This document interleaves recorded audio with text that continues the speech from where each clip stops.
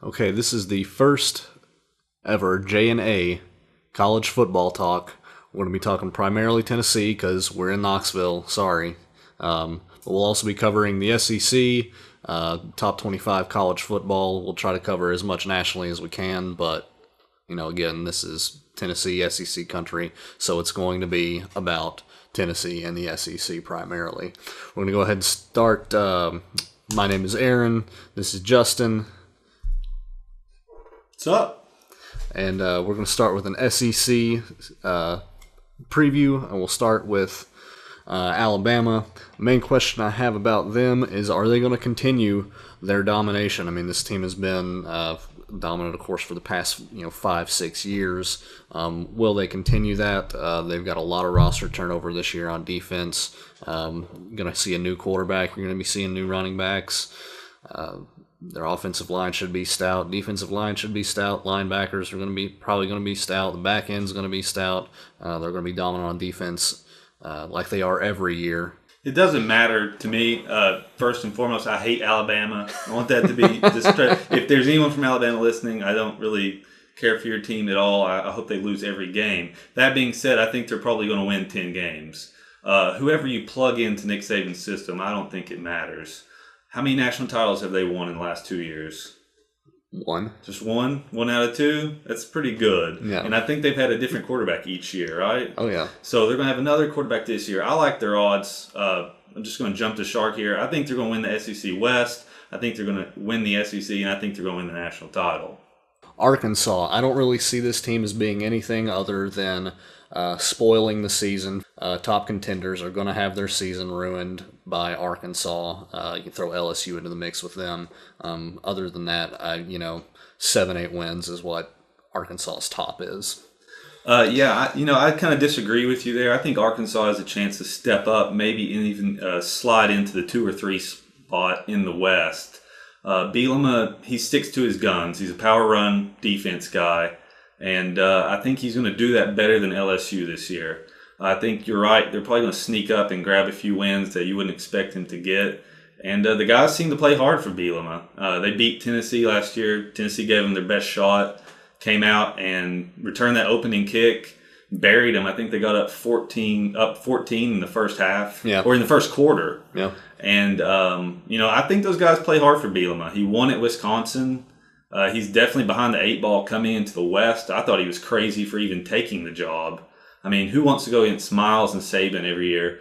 Apparently, Brett Bielema. And I think he's doing a pretty good job. I wouldn't be shocked to see them climb up to 8 or 9 wins this year. Well, and that tells you just kind of about the state of the SEC and how great a job it is. You see Bielema taking over Arkansas when they were at the bottom. You see Butch taking over Tennessee when they were probably the worst team that Tennessee has fielded in their history.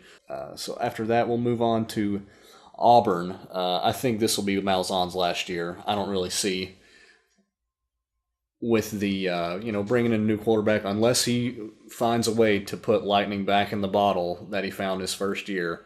I see, again, 7-8 wins being the top, and I just don't think that's going to be good enough for Auburn.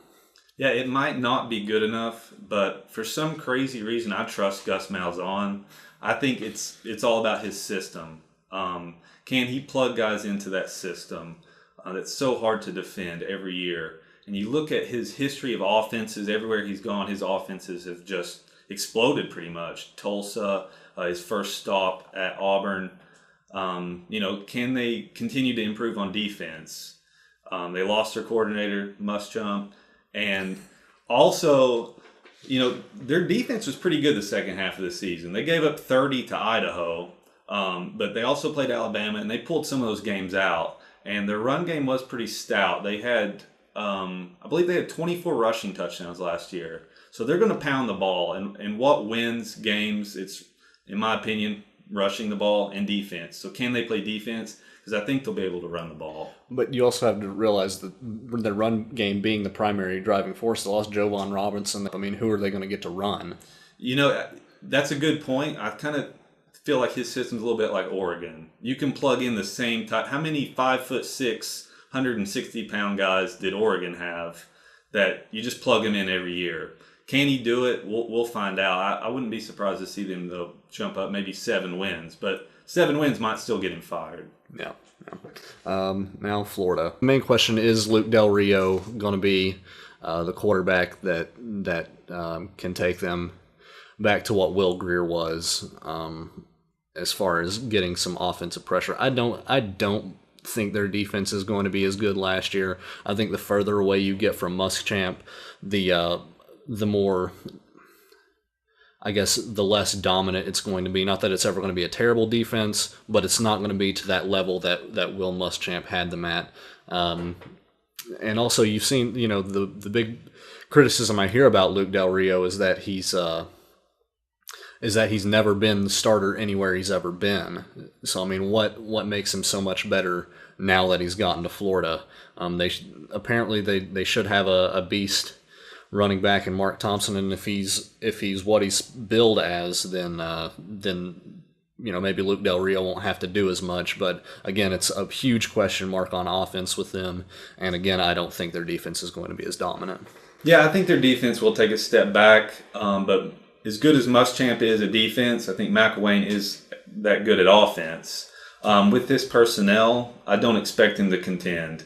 I see them maybe getting seven wins tops. Maybe sneaking up to 8 just if something crazy happens. You never know with injuries or whatnot. But I think the ceiling's pretty low for Florida this year. That being said, they've found a way to beat Tennessee with backup quarterbacks at will. So we'll see what happens. The East isn't the beast that it's been, 10 years ago.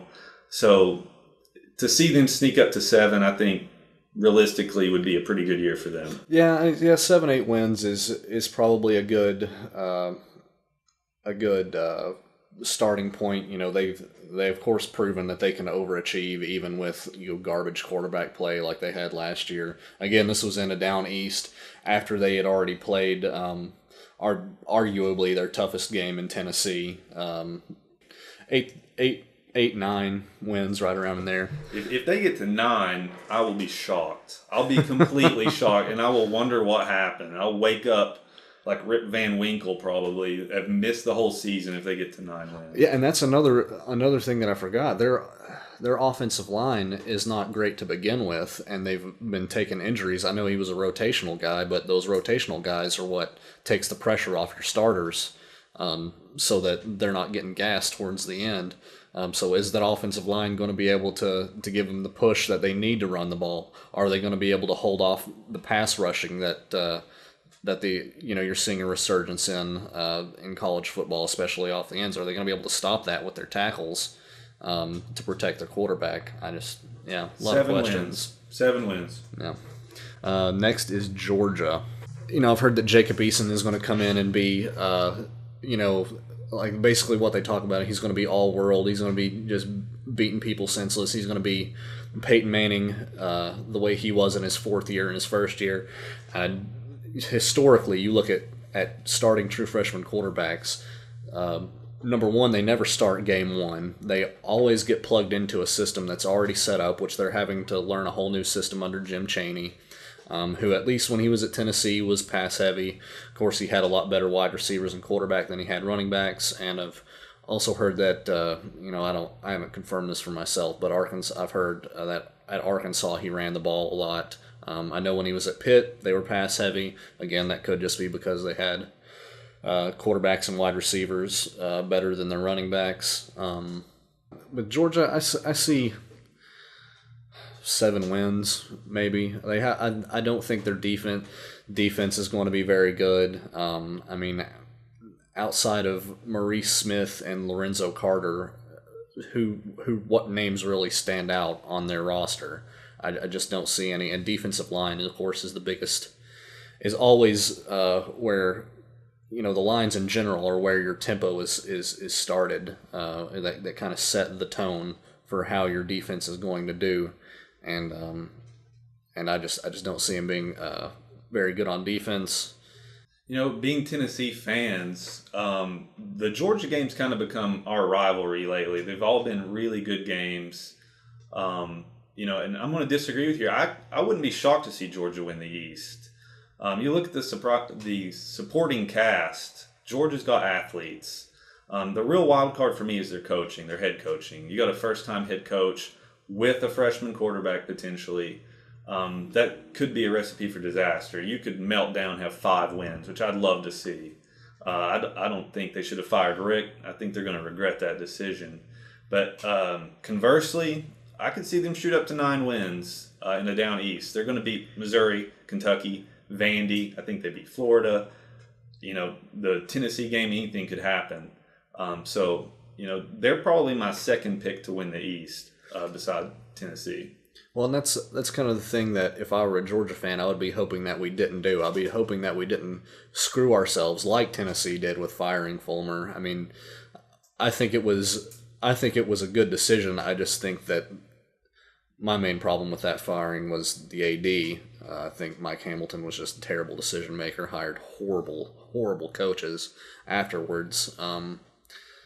So let's hope that their athletic director hasn't made the same mistake in hiring Kirby Smart. Everything from what I've heard about him, he's kind of a loose cannon. He's kind of the Muschamp of Georgia, like very, very short-tempered. Yeah, and that's another thing that I think an edge that he could bring to this Georgia team that they didn't have could really help them.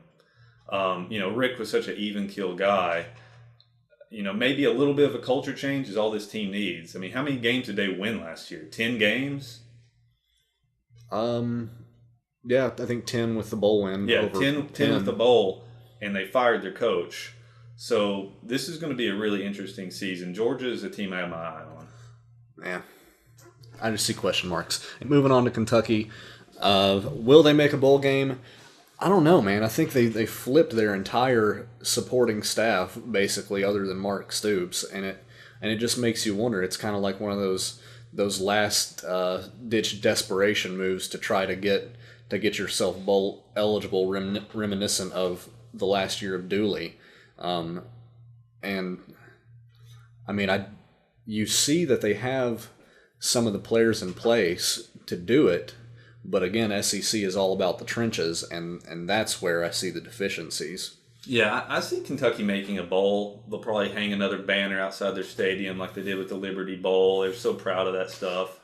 Can I get one of them 5 and 7 bowls? Yeah, you got any more 5 and 7 bowls left? The thing about Kentucky, why don't they just schedule their basketball rivals? They'd be a lot happier because then they wouldn't have to talk about football. They could just... Let's have them play Duke. Let's have them play all the basketball schools, and they'll just be happier. LSU. The big thing is, are they going to do a repeat of last year? I'm not going to say that. I definitely don't think that Les Miles should be fired unless they just have a complete meltdown. But can they take that next step with basically you've got the same cast. It's just a different year. Is Brandon Harris going to be the quarterback that he needs to be? I think he had a 50% completion percentage. And there's nothing that's been there to indicate that he's done any better. And especially if Cam Cameron is going to be calling the same, run 2 times, pass on third down if you have to. I don't see them being able to get over the hump with an Alabama, and because of that, I see a couple teams sneaking up behind them, making them 9-3 again this year. Yeah, I wouldn't be surprised to see them fall down to 8 wins. I wonder if the magic's gone from Les Miles. Obviously, they're going to have the talent. I'm a big Cam Cameron fan.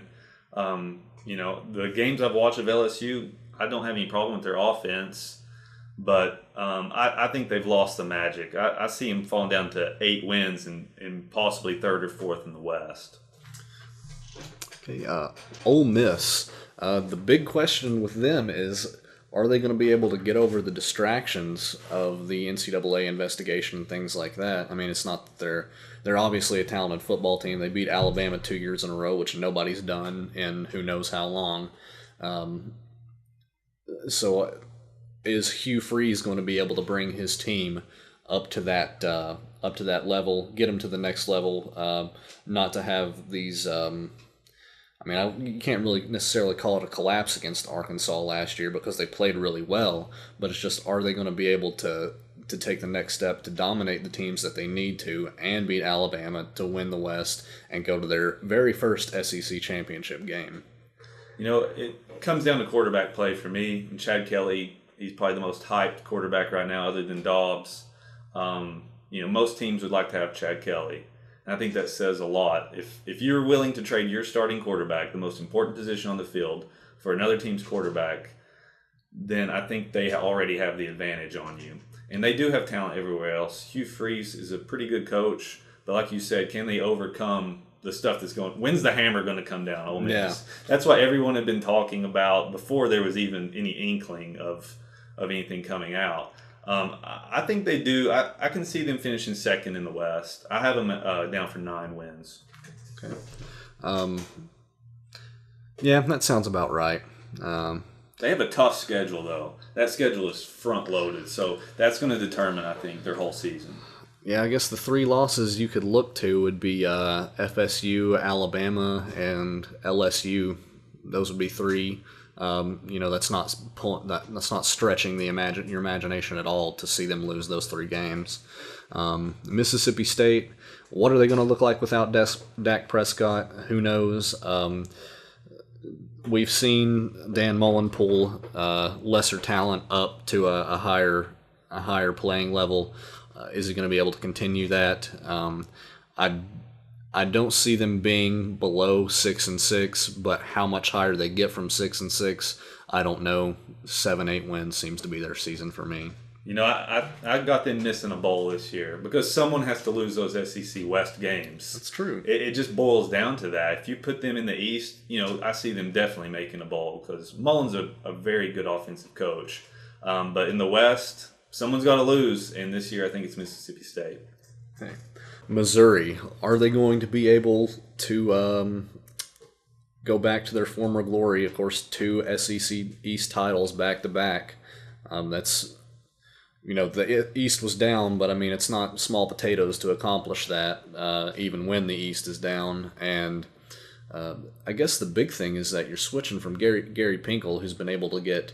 I mean, you talk about somebody who can squeeze a dime out of a penny. He gets every ounce of talent out of his players, and are they going to go back to that mediocre 5-7 stuff that they did their first year and then their 4th year last year? I think they do. I just don't see Barry Odom. Of course I think they'll have good defense, but the offense is. You have to have both, and I don't know that they'll have the offense that they need. First-year coach, but my big problem in Missouri is the way they sent Pinkel out in that last game. He was giving his post-game speech when Tennessee beat him, and the fans, it just seemed like, this is your coach who's leaving not on his own terms, and it just seemed like they didn't give him a good send-off. I guess they could have, maybe, that I didn't see on TV, but I had a real problem with Missouri. I got them winning 4 or 5 games, and we can move on. Okay. South Carolina, Will Muschamp, what is he going to be able to do with the depleted roster that Steve Spurrier left him? I hear a lot of chatter from South Carolina fans talking about how Muschamp's going to come out and surprise everybody and win 9 games this year. I don't see it. He did far worse with much better talent at Florida. So, I mean, I see South Carolina being a non-factor, and I'll go ahead and predict their first game of the year as a loss to Vanderbilt. And we'll get into that a little bit later. Battle of the Titans there. No one wins that game, especially not anyone having to watch it. Is that a Thursday kickoff game? Yeah, it usually is. Those games are never good. I've never watched a South Carolina Thursday opener and thought wow, I'm still excited for football now. It just takes it all out of me because South Carolina's terrible. They're going to be awful this year. I got to win 5 games. Muschamp is nothing. He's a C-tier coach in the best league in the nation. You're not making a bowl, South Carolina. Moving on. Okay. A&M, is the distractions of, number one, losing some highly rated recruits because your coaches can't keep their mouth shut. They brought in Trevor Knight. Is Chief going to be able to elevate that defense? They've obviously got the pieces in place up front to do so, but, I mean, stopping the run is is essential in the SEC, and they haven't proven that they've been able to do it so far. Is Trevor Knight? Which Trevor Knight are you going to get? The one that beat Alabama or the one that got beat out by Baker Mayfield, who is a great quarterback in his own right, but I mean, so you're talking about a quarterback who threw for a lot of yards on one of the best defenses in the nation. Yeah, A&M's one of those teams, I have no idea where they're going to go. Their system seems to be very quarterback friendly when you have a good quarterback. And they've put a lot of guys in the pros who haven't necessarily excelled in the pros, but just light it up. When he was at Houston, that air raid offense he had there, he's tweaked it a little in the SEC. But, I wouldn't be surprised to see A&M come out, win 7 games. But I think they definitely make a bowl. And I think they're probably going to sneak up and beat a few teams people don't expect them to beat. And I'll say this, their wide receiver core is really good. Like, you don't really look at one of those wide receivers and think, he just kind of sucks. They have a knack for finding talent at the skill positions, no doubt. I can't even remember. What was the guy's name? He got drafted by Tampa Bay. Mike Evans? Yeah. Yeah, I mean, that guy was a freak. I looked at him, I thought he was a tight end when I first saw him play. And then he runs like 4.4. He just runs by guys. So I think A&M's offense will be good. Tennessee, if this isn't their year, then they're not going to have a year. I guess 2017, you'll still bring back a lot of pieces, and Jarrett Garantano could be Dobbs running with Peyton's passing, and that would be awesome. But I think if you can't get it done this year in the East, when are you going to get it done? You got Josh Dobbs, Jalen Hurd, Alvin Kamara. You've got a relatively young offensive line, but you saw even the true freshmen coming in halfway through the Alabama game and getting good push on the best defensive line arguably in the nation. I think offense, they're completely set up except with maybe the question mark at wide receiver to be dominant, to score. I mean, basically just name a number of points that you want to score and go out and do it. There's a lot of good being said about Tyler Bird, the freshman coming in, who switched from defensive back to wide receiver. Marquez Callaway, I've heard about him. Then you look at Josh Malone. Will he be able to make that next step and be the wide receiver that everybody thought he was going to be coming in? I think Preston Williams is going to be that wide receiver. Josh Smith, he's a great possession,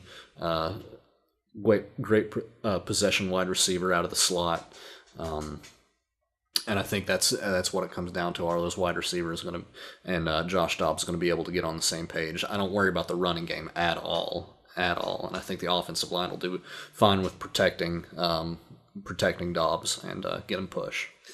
We talked about quarterback play earlier. I trust Dobbs' quarterback play. The biggest thing on defense for me is the pass rush, and I trust Tennessee's pass rush. So, I see them winning 9 games this year. The over-under is 9.5. I can see them winning 9 and still winning the East. And then it comes down to the SEC championship game. But my question marks are the receivers. They are definitely hyped. Malone was a 5-star. Preston Williams was a 4 or 5 himself. Josh Smith's really the only guy who's been consistent for this team. Yeah. And he's not a down-the-field kind of guy.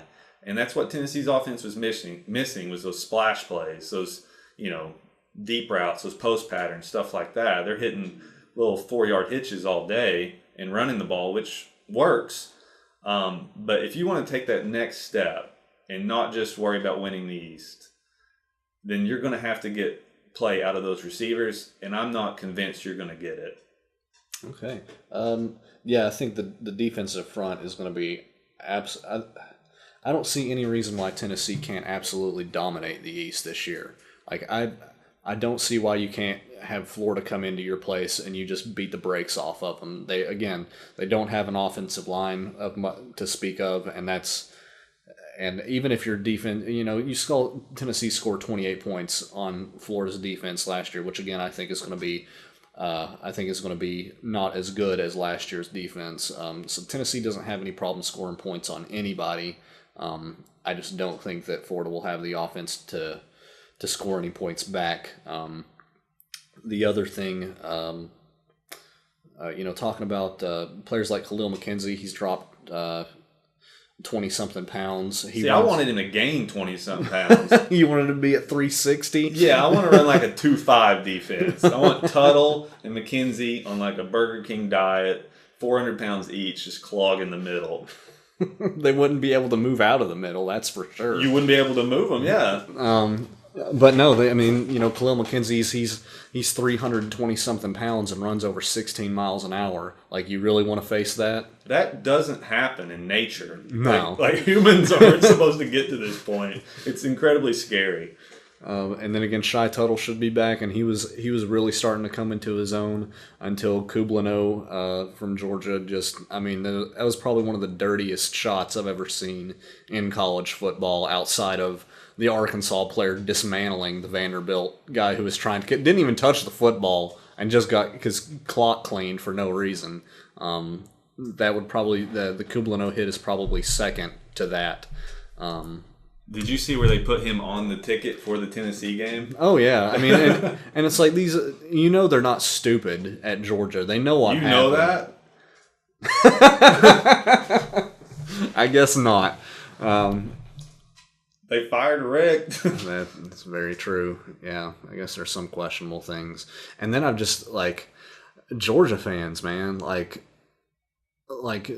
people want to talk about Tennessee fans being delusional, and there are some definitely. Talk about Florida fans being delusional. There are some that are definitely there. I think everybody's an Alabama fan now. They've got the biggest bandwagon of anybody. But I mean, come on, guys. Really? I've had people argue to me that they had the number one pass defense last year. Okay. And then tell me that Dobbs can't pass the football. Well, he threw for 300 plus yards on the number one pass defense in the country then, and ran for another 100. So don't tell me that you're stacked on defense when Tennessee comes in and one player by himself gets over 400 yards on you. They come back from a 21-point deficit to beat your team and then tell me about how great Georgia is. Again, these are just another reason why I don't see Georgia being any different than what they were last year with Richt as opposed to Kirby Smart. I think Kirby Smart's going to have growing pains. I think the offense is going to have growing pains from having to learn a new offense. You won't see anything different on defense because you had Jeremy Pruitt there last year who basically runs the same thing that Kirby Smart's coming in to run. So I think you'll see. I don't think you'll have a schematic problem on the defense. I think it'll definitely be a personnel problem. I don't know that they've recruited yet to get to the 3-4, the switch from the 4-3 to the 3-4. Yeah, it comes down to when do those growing pains show up. Are you going to get them against Georgia Southern? Or are you going to get them in the fourth quarter against Tennessee? Yeah. Like I said earlier, I could see them winning the East if the chips fall right, but I think Tennessee's definitely the favorite. Yeah. And then you look at the linebacking core with Jalen Reeves-Maben, Darren Kirkland Jr. Tennessee for the past few years has only run a nickel package for the most part. I think at nickel they've got Rashawn Golden and a few others they're trying out at nickel. And Bob Shoop is known for being able to coach defensive backs really well. And Tennessee, again, they've got the horses there. They got Todd Kelly Jr. On the other end, you're going to see Evan Berry. And again, it depends on where they end up putting people, because I've been surprised sometimes where I see who Tennessee starts and who they sit in certain places. So I mean, you're going to see Cam Sutton in the number one cornerback spot. The other one is either going to be Justin Martin or Emmanuel Mosley. I think it's going to be Martin. I think Martin, when he got his chance, he showed that he's just he's got more polish than Mosley ever had, because Mosley's inexperienced. I don't think he had that much high school play.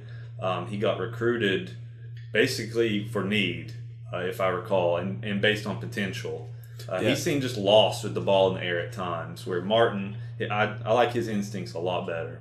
Yeah. Emmanuel Mosley, who when was offered, was a 2-star, and really the only thing that you could say about him is that he was really, really fast and he was long. and that's probably the two things that Butch Jones looks for when evaluating talent. I think he got bumped up to a 3-star, but even with that, I think he's been a reliable backup. There's been some times where he's been burned, but I think that happens as a defensive back no matter who you are. It usually does, yeah. It just seemed like it happened to Mosley a little more.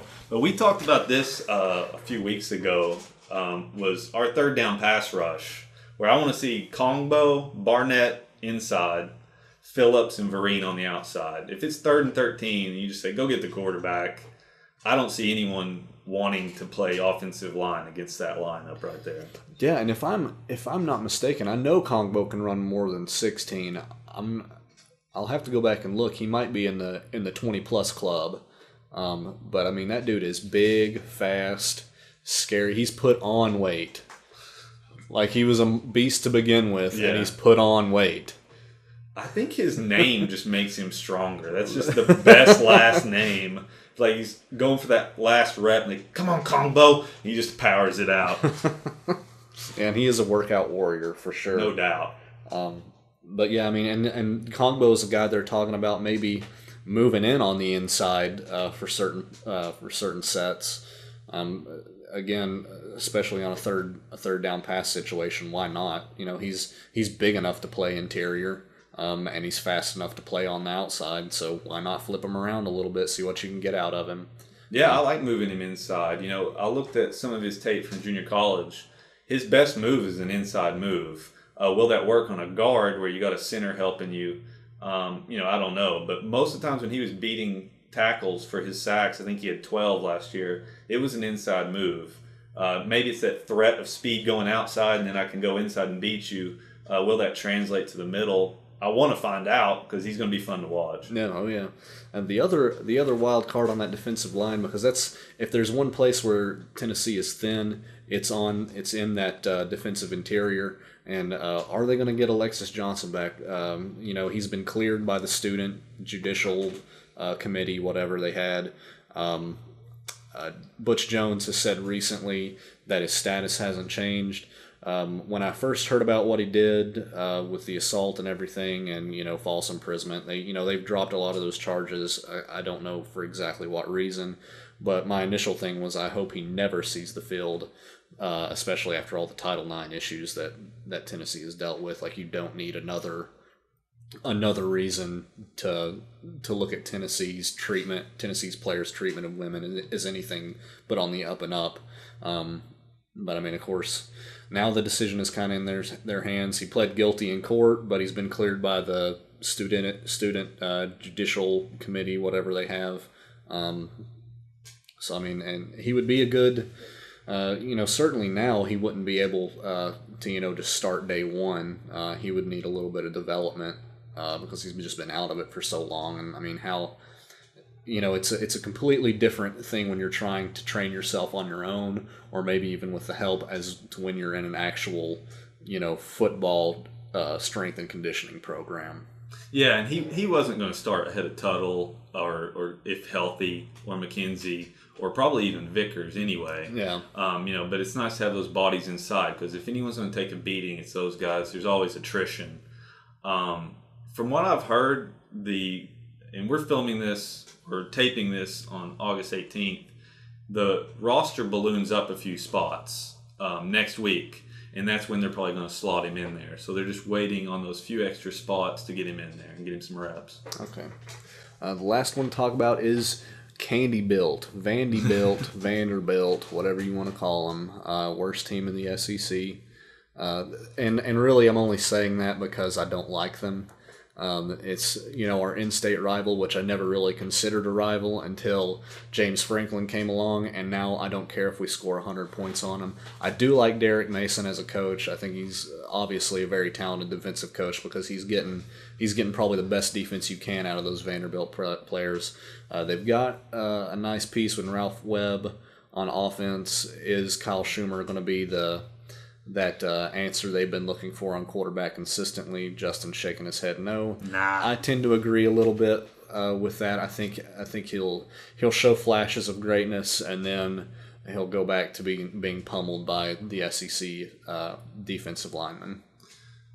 Poor Vanderbilt. I mean, they I don't even mean that, but they don't stand a chance. I got them with 4 wins this year, and that might be, I might be low, but I don't see them getting bowl eligible. Maybe they sneak up to 5 if something happens. Their quarterback play is not where it needs to be. Their talent level's not where it needs to be. We're talking in terms of just competing each week in the SEC. And like I said earlier, someone's got to take those losses in the East. I think Vanderbilt's going to take more than anybody else. Yeah. I mean, it to me, it comes down to that first game of the season. That's going to determine who the best of the worst is. Whoever loses that game, I don't think will be bowl eligible. I mean, and there's a chance that whether you win or lose that game, you won't be bowl eligible. But I definitely think the team that loses that game will end up sitting at home during the bowl season. In some ways, I'd like to see Vanderbilt take that next step because and get bowl eligible, just because it would make our schedule look a little better to beat a decent Vanderbilt team at the end of the year as opposed to a horrible one. And then you have to, if Kentucky's going to get bowl eligible, South Carolina and Vanderbilt are going to be the 2 wins that they need to do that. And they would also have to beat Missouri, because I don't know if they'll beat Louisville, which is, they should win their other 3 out of conference. I think they play Southern Miss the first week, and then they've got a couple other no-name teams to play. But I think it'll really come down to, can they take care of business against Vanderbilt, South Carolina, and Mizzou, and that's just a huge question mark to me because they've been so inconsistent. They lost to Vanderbilt last year. They did beat South Carolina last year, but everybody beat South Carolina last year. The Citadel beat South Carolina last year. So yeah, I mean, that's between Vanderbilt, South Carolina, Mizzou, and Kentucky. It's who's going to be the best of the worst. If you're Vanderbilt, what's best case scenario this year for you? You hope your quarterback play is average compared to the rest of the league. You hope your defense can step up in the top third. How many games does that get you in the SEC? I mean, 6 wins, of course, is what you like. If you're one of these lower tiered programs, getting to a bowl is huge, not only for the fans, but it's huge for those coaches, because that takes a huge weight off of those coaches. If you're at Kentucky and can get your team bowl eligible, and David Cutcliffe has proved this, you go to these lower tiered football programs like Duke, Wake Forest. If you can just get bowl eligible, you can stay there as long as you want. You won't get paid the most, and you won't get as much praise, but you'll be able to keep your job for just about as long as you want to. And that's really when you're talking about the Vanderbilt and Kentucky, especially, just because these are 2 teams that have rarely seen success, and if they have, it's been a long time ago. So that's what you're looking for, is those 6-6 years, and you're hoping that you can get consistent in them. If these coaches can get their teams in a bowl every other year, I mean, they can basically stay there as long as they wanted to, in my opinion. I agree with you.